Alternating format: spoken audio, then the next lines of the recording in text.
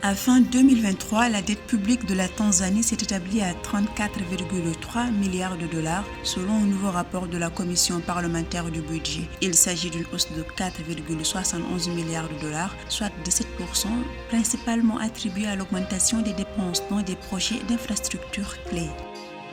Entre 2024 et 2028, l'Angola va allouer une enveloppe de 71 milliards de dollars pour les investissements dans le secteur pétrolier. Selon l'Agence nationale du pétrole, du gaz et des biocarburants, d'autres investissements sont prévus dans l'augmentation de la production des gisements existants et le forage de 43 nouveaux puits.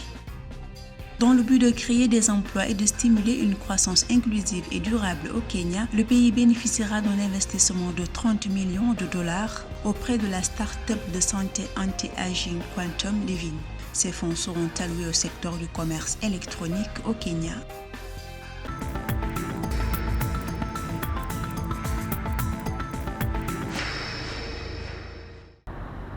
À fin 2023, la dette publique de la Tanzanie s'est établie à 34,3 milliards de dollars, selon un nouveau rapport de la Commission parlementaire du budget. Ce chiffre représente une hausse de 4,71 milliards de dollars, soit 17%, comparé aux 29,31 milliards de dollars enregistrés à fin 2022 et 31 milliards de dollars en juin 2023. L'augmentation de la dette en Tanzanie a été attribuée à la hausse du financement dans des projets d'infrastructures stratégiques tels que les routes, les chemins de fer, les aéroports, l'approvisionnement en eau et en électricité.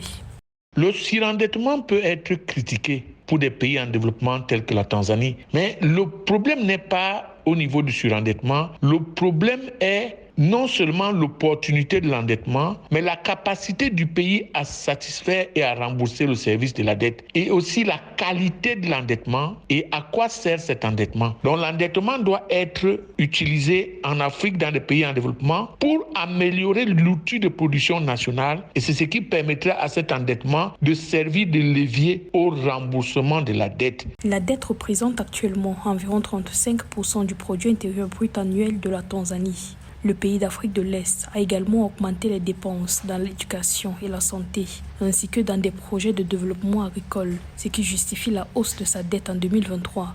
La dette extérieure a progressé pour atteindre 22 milliards de dollars en raison des variations des taux de change et des intérêts sur les prêts basés sur l'évolution des conditions du marché, tandis que la dette intérieure s'est chiffrée à 12 milliards de dollars, indique le rapport. Il ne faut pas seulement que les pays soient dotés d'une agence d'amortissement de la dette, mais il faut que les pays soient dotés d'une agence de réflexion sur l'opportunité de la dette, une agence de choix de l'endettement. Une telle agence serait différente de l'agence de remboursement, mais servirait au pays à optimiser la qualité de l'endettement et à rationaliser son endettement.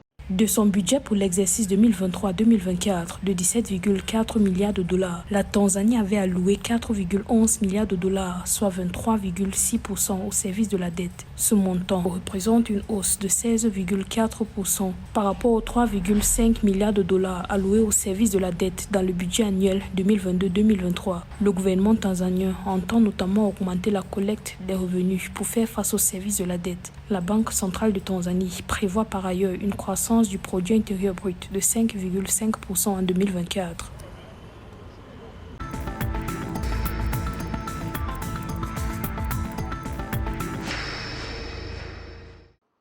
Une enveloppe de 71 milliards de dollars sera injectée dans le secteur pétrolier en Angola entre 2024 et 2028, selon l'Agence nationale du pétrole, du gaz et des biocarburants. Ceci sans compter les investissements dans l'augmentation de la production des gisements existants et le forage de 43 nouveaux puits prévus en cette année 2024.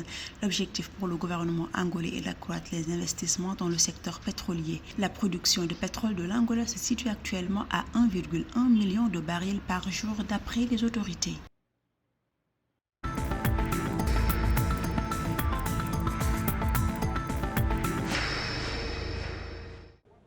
Au Kenya, un investissement de 30 millions de dollars est annoncé au profit du marché du commerce électronique. Cette dotation de la start-up de santé anti-aging Quantum Living vise à révolutionner le secteur du commerce électronique au Kenya et à créer des opportunités d'emploi pour les populations en mettant l'accent sur la création d'expériences d'achat accessibles et flexibles pour les consommateurs à travers le continent africain.